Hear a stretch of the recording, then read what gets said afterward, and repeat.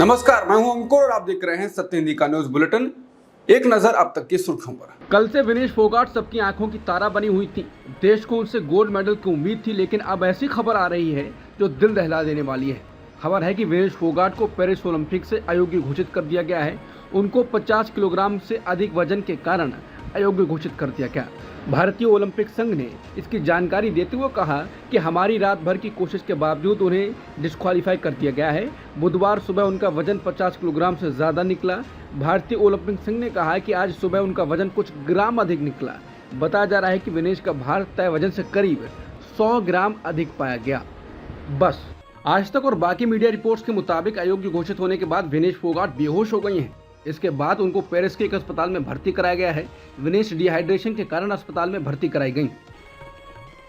विनेश फोगाट पर किसान नेता राकेश टिकैत ने कहा है कि ये एक बेहद दुखद खबर है कि देश की बेटी को कोई अखाड़े के मैदान में नहीं हरा पाया, लेकिन साजिश के अखाड़े में हरा दिया गया है। देश का एक मेडल आज राजनीति का शिकार हो गया। ये देश इस दिन को कभी नहीं भूल सकता।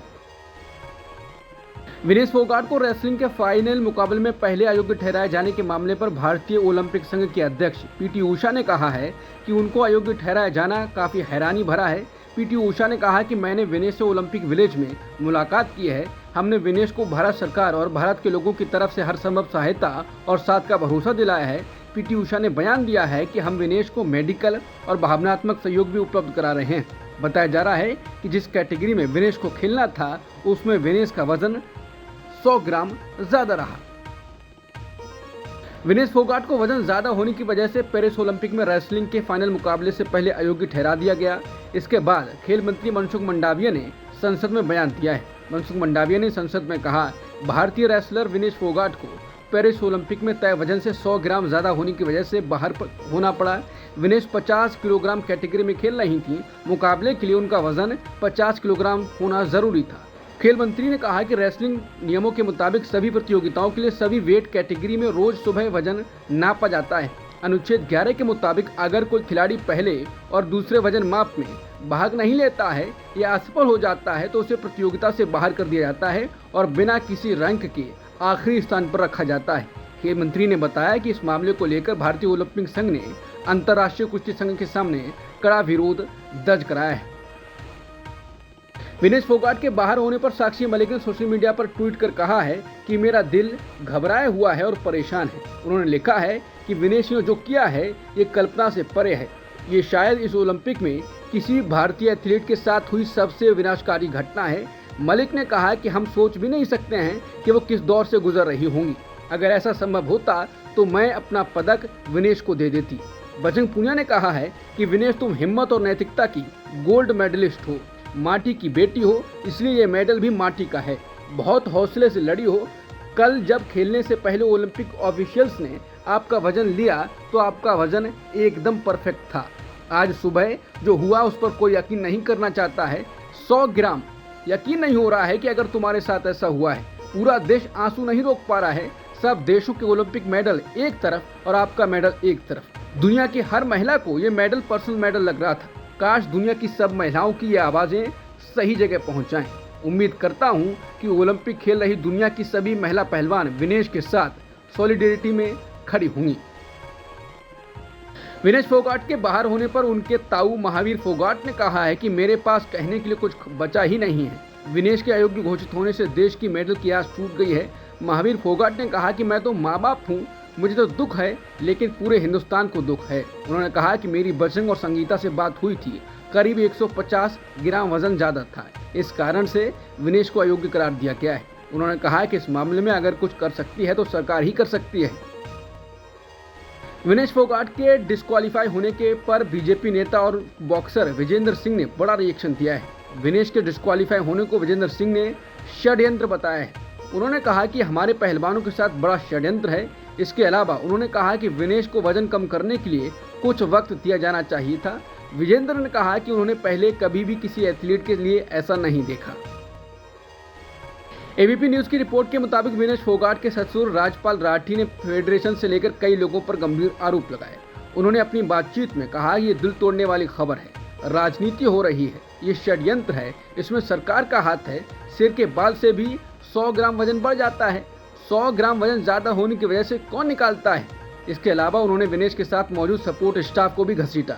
राजपाल राठी ने कहा कि सपोर्ट स्टाफ ने किसी भी तरह की कोई मदद नहीं की और अपना सपोर्ट स्टाफ नहीं ले जाने दिया। विनेश फोगाट के अयोग्य ठहराए जाने पर राहुल गांधी ने कहा है कि विश्व विजेता पहलवानों को हराकर फाइनल में पहुंची भारत की शान विनेश फोगाट का तकनीकी आधार पर अयोग्य घोषित किया जाना दुर्भाग्यपूर्ण है। हमें पूरी उम्मीद है कि भारतीय ओलंपिक संघ इस निर्णय को मजबूती से चैलेंज कर देश की बेटी को न्याय दिलाएगा। विनेश हिम्मत हारने वाली नहीं है। हमें पूरा भरोसा है कि वो अखाड़े में और अधिक मजबूती से वापसी करेंगे। आपने हमेशा देश को गौरवान्वित किया है। आज भी पूरा देश आपकी ताकत बनकर आपके साथ खड़ा है।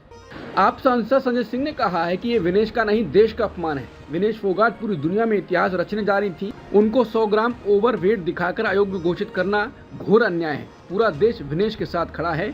भारत सरकार तुरंत हस्तक्षेप करे। अगर बात ना मानी जाए तो ओलंपिक का बहिष्कार करे।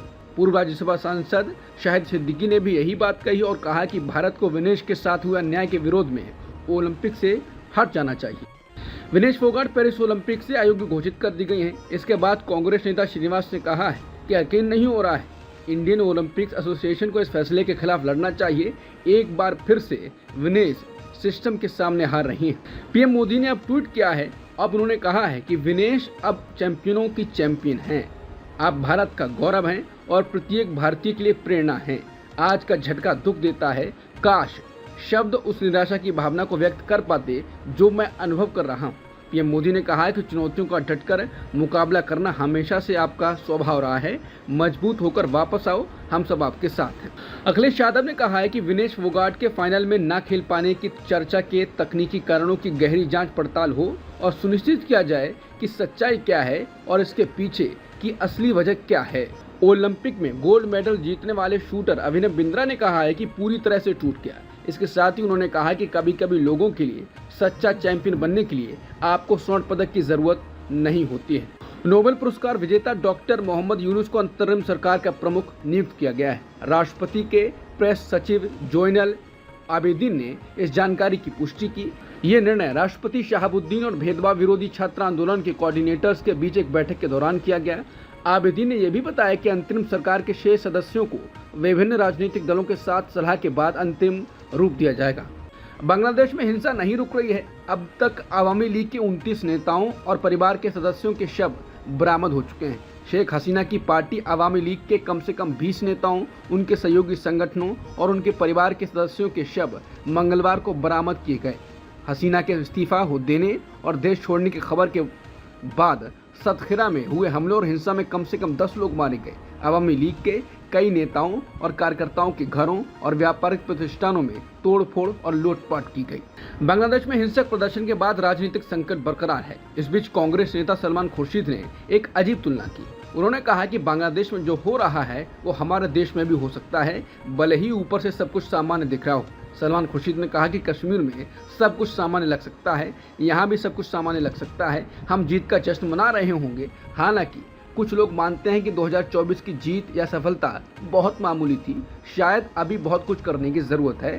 खुर्शीद ने कहा कि सच्चाई ये है कि सतह के नीचे कुछ और ही चल रहा है। मिनेसोटा के governor Tim Walz Democratic party की ओर से उपराष्ट्रपति पद के उम्मीदवार चुने गए हैं। राष्ट्रपति पद की उम्मीदवार कमला हैरिस का सहयोगी चुने जाने के बाद पहली बार अपने हजारों समर्थकों के सामने उन्होंने बात कही। डेमोक्रेटिक पार्टी की रैली में टिम वॉल्ज ने अपनी ग्रामीण जड़ों का जिक्र किया और कहा कि डोनाल्ड ट्रंप अमेरिका को पीछे ले जाएंगे। इस बीच ट्रंप के चुनावी अभियान की तरफ से तुरंत टिम वॉल्ज पर हमले करते हुए उन्हें खतरनाक उदारवादी बताया गया।